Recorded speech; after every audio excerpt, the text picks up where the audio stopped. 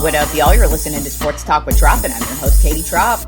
Well, man, those Boston Red Sox, they are on fire right now. This team cannot be stopped. They are currently on an 8-game winning streak. They've pretty much just been winning this entire second half of the season, which is crazy because they started off the season terribly. I mean, they were so bad that they ended up firing their manager. And they didn't have a quick turnaround after they fired their manager. But damn, this second half of the season, they are on fire and looking like a really legit squad right now. So let's get into the week of baseball.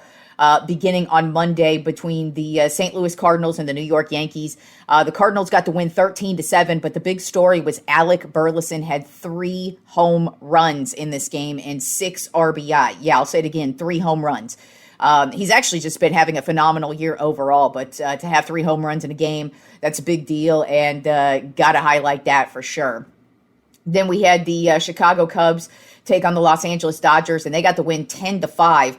And this Cubs team just was lighting the Dodgers up. Suzuki had a home run. Alcantara had a home run. Kelly and Bush, everybody was basically getting home runs against the Dodgers. It's not been a good week for the Dodgers, as a matter of fact. We're going to be talking about a lot of losing from the Dodgers this week. So I'm looking forward to talking about the Dodgers this week for once. So yeah, that was a good win by the Cubs over the Dodgers. Then on Tuesday was just talking about the Boston Red Sox. They got the win over the Chicago White Sox, 14-2. They had 4 home runs in this game. And when I say they, I mean the Boston Red Sox had 4 home runs in this game. Durbin actually had a grand slam in this game, and then Abreu had 2 of the home runs in this game. So it was just the Red Sox, like I said, they are just on fire. They cannot be stopped offensively. And, Sonny Gray has been having a phenomenal year overall. We're going to talk about him in a later game this week. But, I mean, he's been their most consistent dude, and now he's finally getting the run support. So this Red Sox team looking really damn good at the right time of the season. Then once again, like I said, we were going to talk about the Dodgers losing a lot this week. They lost to the Cubs 5-1 on Tuesday. That is their 5th loss in a row. And Tarek Skubal made his debut for the team. Not a terrible debut. He did have a couple earned runs, but he had 6 strikeouts. And I mean, come on. You can't ask him to go out and do anything better other than get the win, but that's not just on him. I mean, this has been a terrible week for the Dodgers, as I reiterate. But PCA, this guy is having such a great year. He went 2 for 4 with an RBI in this one. And then Dansby Swanson, another one who's having a phenomenal year, 3 for 4 with a home run and an RBI. And then Nico Horner, who's been on fire the second half of the season. He's actually been very consistent all season, but he's been knocking them out at the park the last couple of weeks for sure, and he had a home run in this one. Then also on Tuesday, we get to talk about the Houston Astros again. They slaughtered the Toronto Blue Jays 7-2, and we haven't talked about him a lot this year, but Jose Altuve had a solid game. He went 3 for 4 with 2 RBI in this one. Then also on Tuesday night, the Tampa Bay Rays took down the Colorado Rockies in the 11th inning, 9-7. This was actually Hicks' first game with the Tampa Bay Rays. He just got traded to them earlier in the week. His first game with them, gets right in there and hits a grand slam to tie things up. And then Junior Caminero ultimately had the game-winning single in the 11th inning for the Tampa Bay Rays in this one. Then on Wednesday, the Dodgers lost again. They lost their 6th game in a row to the Chicago Cubs, 7-6. PCA had yet another phenomenal game, 2 home runs in this one with 4 RBI. I mean, real talk about a dude who has been on fire. This second half of the season, PCA has just been crushing him out of the park. And like I keep saying, every time the Cubs have been down, he keeps his head up. And he keeps saying, we are a team that is just ready to overcome this, and they always do. But he had 2 home runs in this one and 4 RBI. Shohei Ohtani also had 2 home runs in this one with 3 RBI. And then Nico Horner and Dansby Swanson also made some big hits in this one for the Chicago Cubs to get the win over the Dodgers. And then also on Wednesday, the Boston Red Sox got another win over the Chicago White Sox, 4-0. This was their 7th win in a row. Sonny Gray was just talking about him. He went 6 innings pitched in this one with 8 strikeouts. So the guy has been money, and now he is getting that run support. And Abreu had another home run in this one. So talk about a guy being on fire. Abreu has been on fire the last month-ish of baseball, but this is a crazy turnaround to watch from this Boston Red Sox team. Then on Thursday, the Boston Red Sox got another win. They got their 8th win in a row over the White Sox. This one went 13 innings.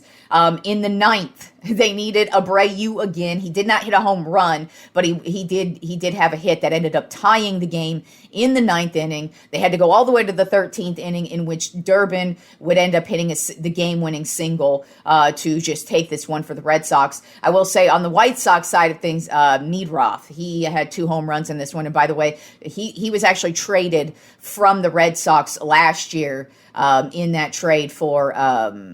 oh my God, the pitcher who's on the injured list right now. Jesus Christ, I can't remember his fucking name right now. But basically, he was involved in last year's trade, and he just had 2 home runs against his ex-team. So, whoop, there it is. But unfortunately, his team lost in the 13th inning. Then also yesterday, another team that is on fire, and this is a team you don't want to get on fire. That is the Atlanta Braves. They got a win over the Miami Marlins 11-3, and Ronald Acuna Jr., he has not had his typical year. Well, it looks like he is back and ready to go. He hit 2 home runs in this one with 3 RBI, and then Olsen continues his amazing year with another home run himself. But I'm looking at this Braves team, and like I keep saying, they're widening the gap between them and the Phillies, so they should easily win this division, I feel like, unless they have some type of epic collapse, which is possible. But still, Acuna is on fire right now. He has been the only dude, basically, for this team that really hasn't done anything, and now here he comes, full force. So you look at this Braves team, and they are on a winning streak themselves. They have been playing just about as well as the Red Sox have over the last month of baseball. So it's kind of looking like the Braves are back. And then also yesterday, the Chicago Cubs took down the Toronto Blue Jays in the 11th inning, 3-2. This one was a crazy one where Alex Bregman actually tied it up in the 9th inning with a home run, and he just smashed it out of the park. And it's good for him because, he's had a quiet season for Bregman standards. But the last couple of weeks, he's really just been making some quality hits, having some quality starts, and really making some big plays for this team, and that one is a big one. And then, of course, PCA again. You keep talking about this dude every single game, and that's because he is just having a phenomenal year. He actually ended up stealing a base in the 11th inning to set him up into scoring position, and then there would ultimately be a throwing error in which PCA would end up scoring, and the Cubs would end up going on to win. And this was a crazy one too, because on the opposite side of the field here with the Blue Jays, Dylan Cease, he has been having an outstanding year for pitching standards. He went 7 innings pitched in this one with 10 strikeouts. You could not have a much more perfect game until they took him out. Once they took him out, then the Cubs started to get the hits, and then it was all Cubs after that. So sucks for Cease, because that's kind of the story of Dylan Cease's career, is he will strike him out, he will knock him out, and you cannot score on him. But once you take his ass out of the game, boom, team is done. So sucks for him, but it's been a phenomenal week of baseball for the Chicago Cubs and for the Boston Red Sox and for the Atlanta Braves as well. Just those 3 teams are dominating on all levels right now. All right, so like I said, we got us some NFL training camp storylines. This season of football has officially begun because last night, the Hall of Fame game kicked off the season. Now, the Hall of Fame game is always probably the most boring game you're ever going to watch because it's basically the third stringers going up against each other. But hey, it is the start of football season because next week is when we really get started, because that's when all the preseason games get going. All the teams are going to be in rotation, and we can get started on all our prognostications and all of our excitement, and just get ready for the upcoming 2026 season. So, like I said, we had the Hall of Fame game last night. It was between the Carolina Panthers and the Arizona Cardinals. Actually, high-scoring, back-and-forth affair. The Panthers got the win, 33-30. Their backup quarterback, King, ended up having 3 touchdowns, 2 of them passing, 1 of them rushing. And then on the opposite side here for the Arizona Cardinals, Carson Beck made his debut. He's been lighting it up in the college ranks for the last, 4 or 5 years now. So here he is, and he's just looking to make the roster, basically. He went 15 for 19, though, had a very solid game, very solid outing, had a touchdown as well. So, like I said, Hall of Fame game, usually boring because it's always like the third stringers coming out there to play. But hey, it is officially, legitimately football season, y'all. So let's talk about a few other topics as well going on in the NFL right now. Some running backs got paid this week, and good for them because, over the years, the running backs have just been getting disrespected. And, of course, they don't get paid as highly as the quarterbacks do. But, there's a lot of guys in this league who put it all out there, who are difference makers for their team. And it is nice to see three deserving guys get paid this week. So first, we saw Bijan Robinson of the Atlanta Falcons and also former Texas Longhorn, hook 'em horns motherfucker. We saw him get paid. And real talk, Bijan Robinson, probably the most talented running back in the league right now. He's probably, the way I look at Bijan is you better get used to him running all over the league. And what sucks for him is he's in Atlanta, so I wouldn't be shocked if he ends up getting traded at some point. But congratulations for him on getting the extension just because he is a solid running back. I feel like he's going to be one of the best running backs in the league that we have for the coming years, and he definitely deserved that. And for however long he ends up staying in Atlanta, they most certainly are getting one of the most talented players in the league. And then, of course, Jahmyr Gibbs, with the Detroit Lions. He's been actually doing a, quote, hold-in so far with training camp, meaning he's been going to training camp, but he has not been participating in practice. And it's because he's been trying to get a new contract. And basically 2 days after Bijan got his record-breaking contract, Gibbs ended up breaking that record, and he's the highest paid running back in the league. Another deserving guy because, real talk, the Lions offense has been very solid over the last couple of seasons, and Gibbs has ultimately been one of the main reasons why. So it's definitely deserving for him. But once again, he's kind of in the same situation that Bijan is in. It's sorry, you're in Detroit. So good luck with that. And then the last guy who got an extension this week was Jonathan Taylor with the Indianapolis Colts. Now, he's been one of the most consistent running backs in the league for the last 5-ish years, other than the injuries. And sorry, you can't fault these guys for the injuries. That's just the name of the game. But Jonathan Taylor, you put that dude out there, he is the difference maker for this Colts team. When he's injured, this Colts team sucks. And when he's playing at a high level, this Colts team is playing pretty well. So he absolutely deserved that extension. And, I feel like all three of these guys are going to be running all over the league all season long. Then another NFL training camp storyline that we have right now we have a few quarterback battles going on during training camp. 3 specifically. One I've already discussed a couple of weeks ago. It's with the Cleveland Browns between Shedeur Sanders and Deshaun Watson. They haven't really said who's leading the pack right now. I already put my 2 cents in on this. I say you go all in on Shedeur. Yes, I know you're paying Deshaun Watson a whole lot of money, but you know what? You've been paying this stupid bum a whole lot of money since the day you traded for this idiot, and he hasn't done shit for y'all. You might as well just keep paying this bum just to sit on the fucking bench because I kind of feel like he's a waste of time. I feel like with Shedeur, you at least get to see what the future holds. Is he going to be a good, decent quarterback? Is he coachable? Is he just going to be your dude, or trade his ass away for somebody who actually wants him? That's kind of the way I look at it. I say get rid of, don't even bother with Watson and just go all in on Shedeur. But we don't know what's going to happen with that quarterback battle currently right now. Second quarterback battle we have is with the Minnesota Vikings between Kyler Murray and J.J. McCarthy.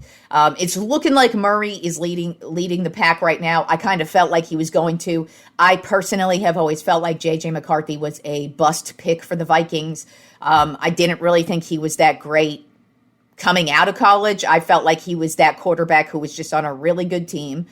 Don't get me wrong. I think he played very well in college, but he had a lot of great players surrounding him, and I just didn't think he was going to come into the NFL and be a difference maker type of quarterback. I felt like he needed to be a system quarterback, meaning he needs all the right pieces surrounding him, and I don't really think the Vikings have that. Kyler Murray, on the other hand, he is a decent quarterback.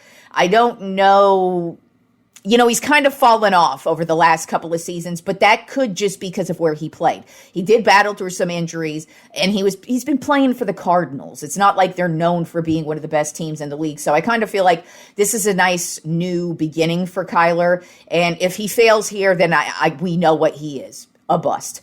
But I would personally, I'd lean toward Kyler if I'm the Vikings, because I feel like McCarthy, he's already kind of shown he ain't that good. I never really thought he was that good. And I kind of feel like with Murray, you're at least getting a dude who's played over the last couple of seasons. I just think he's the better quarterback, just hands down. He also can move.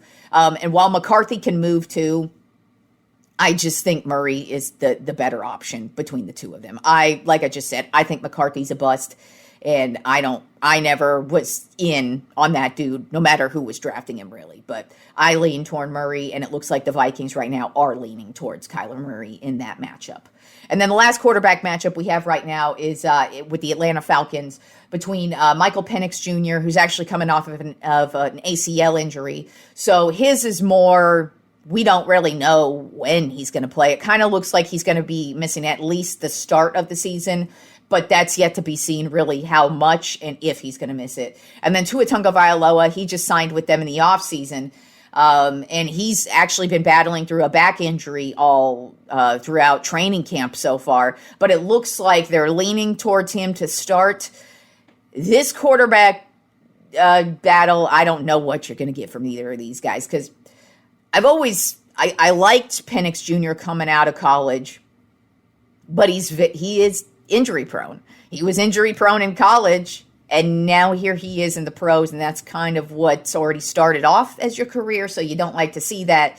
And then to me, I kind of feel like Tua has already shown what Tua is. He's a mediocre quarterback. He's not the worst quarterback in the league, but he is not a difference maker. He's not that dude where you're like, oh my God, it's the fourth quarter, and we're down by 10, and there's like 3:30 left to go. Is he going to drive us back? And I'm not saying he can't do that, but he just has proven he's just very mediocre. And I kind of feel like Tua's career is going to be what it is now. He's just going to be a journeyman who might start and then probably lose his job and then end up backing up a bunch of quarterbacks until he ends up retiring. That's kind of how I see Tua.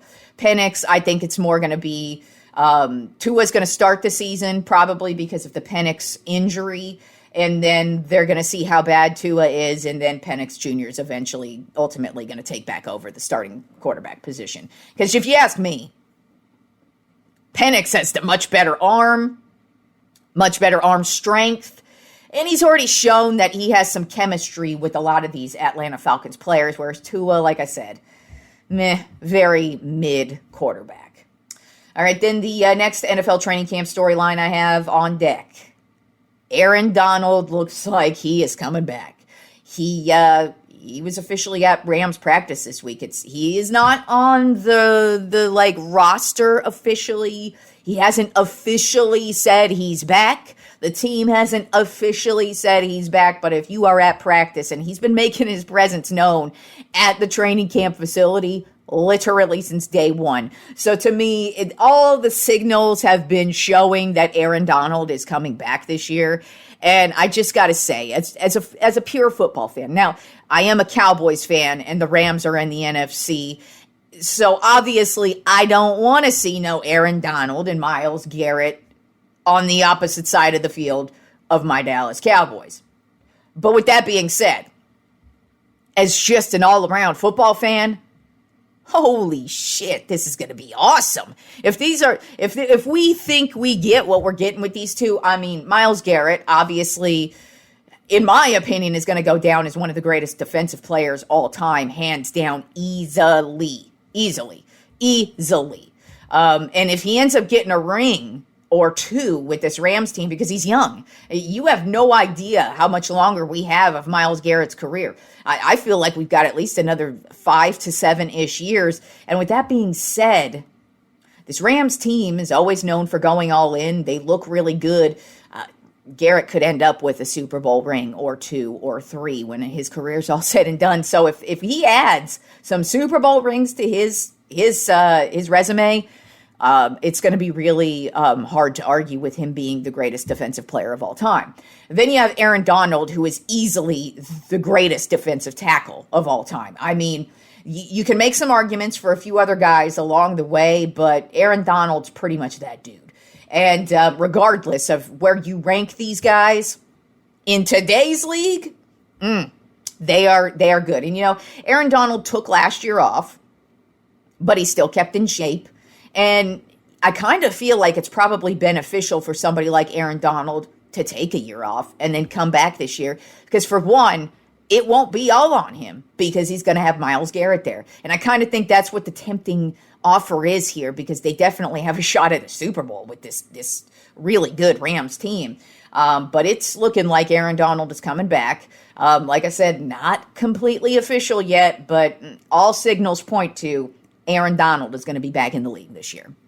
And then the final NFL training camp storyline we have for today is it is Hall of Fame weekend, y'all. The class of 2026 is getting inducted into the Hall of Fame this year. And that is tomorrow. The ceremony is tomorrow. We just had the Hall of Fame game yesterday. That's what that was for. And when I was looking over the guys who are getting inducted this year, 3 of the guys I would say are legit all-timers for their team alone, which says a lot. If you are an all-timer, and I mean like when you think of a certain team and you always think of this one player, like for example, the New England Patriots. I think we all, when you think New England Patriots, you immediately think Tom Brady. So if you are that player for that team, that says a lot. And I think there's 3 guys on here, 2 for sure. One, you could maybe make a case for a couple other guys, but 2 for sure. They are the franchise, and I mean all-time franchise players for these squads. So let's begin with, of course, quarterback Drew Brees. He played for the San Diego Chargers and the New Orleans Saints. But to me, he is the all-time Saint. There is no greater New Orleans Saints player to me than Drew Brees. Now, I know you can make a couple arguments for a few other players along the way, but to me, everything changed the day they signed Drew Brees in free agency. And the fact that this team won a Super Bowl with Drew Brees there, as a football fan, at the age of 41 years old, when I was a kid, the Saints were the laughing stock of the league.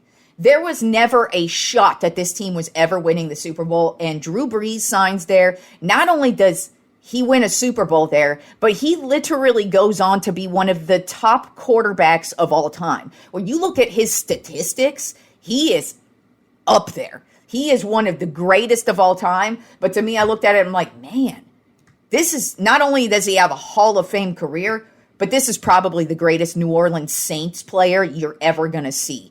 And that says a lot, because to be the face of a franchise, that says a lot. And Drew Brees, to me, is the face of the New Orleans Saints. Also, great comeback story, too. When before he signed with the Saints, his last season with the Chargers, he knew it was going to be his last season with the Chargers. And on the last game of the season, he obliterates his shoulder, tears his rotator cuff on his throwing shoulder, and it's kind of looking like, is his career over? Only a couple teams wanted him, the Miami Dolphins and the New Orleans Saints. He opted to go with the Saints, and what a career move, because he goes from being a mediocre quarterback to being one of the greatest of all time, to getting inducted to the motherfucking Hall of Fame, to being the face of the New Orleans Saints. What a great fucking story for Drew Brees. Next guy getting inducted into the Hall of Fame, Larry Fitzgerald, wide receiver with the Arizona Cardinals, and this is another one. Easily, hands down, this is the face of the Arizona Cardinals franchise. I don't think there is one other player in the history of this franchise you could point to and say, nobody had more of a consistent career. Larry Fitzgerald showed out every single game, every single year. It did not matter how shitty this Cardinals team was. This dude showed up. He never complained. He loved being an Arizona Cardinal, and he is the face of this franchise to me, and one of the greatest playoff runs of all time was when they went to the Super Bowl. Holy shit. Larry Fitzgerald was the key defining player in every single one of those games, including the Super Bowl that they lost to the Pittsburgh Steelers, because, man, I will never forget. Kurt Warner just drops back to pass, finds Larry Fitzgerald up the seam, and he just takes off. And I'm like, oh, man, this game is over, done with. And it's looking like the Cardinals are finally going to win a Super Bowl. And then, of course, Ben Roethlisberger drives him down the field, and the Pittsburgh Steelers ultimately end up winning because of a great San Antonio Holmes catch. But, Larry Fitzgerald, one of the most consistent, all-time amazing wide receivers ever. Absolutely Hall of Fame worthy, but once again, like I said, another face of the franchise, and there is no argument with that one on Larry Fitzgerald. Hands down, greatest Arizona Cardinal of all time. Then we have Luke Kuechly, linebacker of the Carolina Panthers. This is another one where you could be on the fence because they do have a few other guys where you could argue, like, Delhomme, of course, Cam Newton. There's a few guys you could argue, Julius Peppers, of course, another one. But there's a bunch of dudes you could probably argue with about the Panthers. But Luke Kuechly is another one of those consistent dudes. Unfortunately, his career was only cut short due to injury. He would probably still be playing to this day if he didn't get injured so freaking much. But he was the perennial you prototype. Like, you look at linebacker and you say, this is everything I want in a linebacker. Luke Kuechly was that dude. And like I said, just exceptionally consistent and one of the all-time Carolina Panthers. I feel like you can make an argument for him.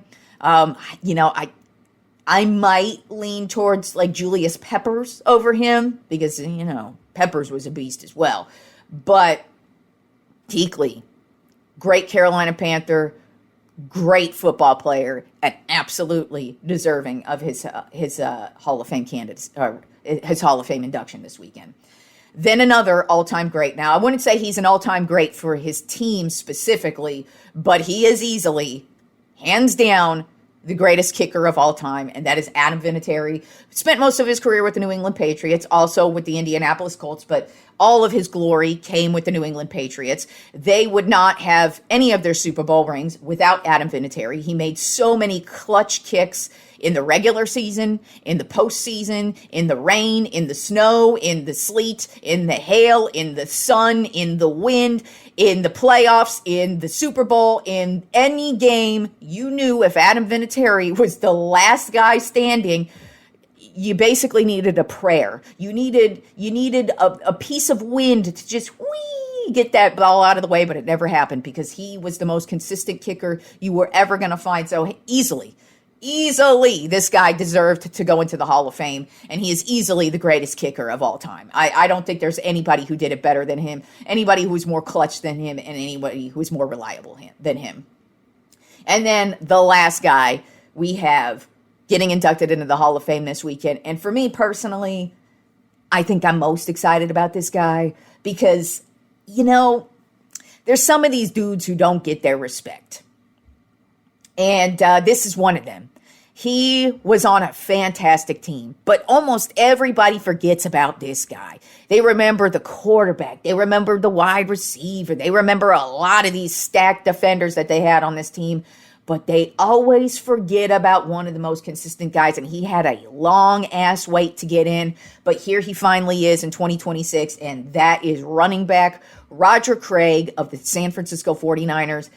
I can't believe he had to wait this long because he was such a huge piece of this Niners team when they went on their 80s run for their Super Bowls, and they were that dynastic team. Like I said, you remember Joe Montana. You remember Jerry Rice. You remember Ronnie Lott. You remember Charles Haley. There were so many endless, amazing players for this squad. Hell, you remember Steve Young, and he was the fucking backup quarterback for a while. You know what I'm saying? So it's just like Roger Craig, always so disrespected, and he'd always get put up for the Hall of Fame. And, I know it's really difficult to vote for some of these players and stuff. And, there's a lot of great players to choose from, but come on, y'all. Roger Craig was an excellent running back. And he just was so consistent. And so I'm very happy for him that he is finally getting his due and getting into the Hall of Fame in 2026. So I'm all about this year's class. I mean, I'm always about every class for any Hall of Fame, for baseball, basketball, and football. But this year, is for football specifically, I was looking at, like, man, Drew Brees and Larry Fitzgerald easily are like the face of their organizations, both going to get statues when it's all said and done, and just were extreme game breakers. And like I said, Kuechly, he was such a huge driving force for this Carolina Panthers defense. And then Vinatieri just being the greatest kicker of all time. And then, of course, Roger Craig. Like I said, one of the most overlooked and so deserving of being here. So congratulations to all 5 of those guys for getting inducted into the Hall of Fame this weekend. And they absolutely deserve everything they get tomorrow at their induction ceremony. So enjoy the weekend of sports, y'all. And I will talk to you on Monday.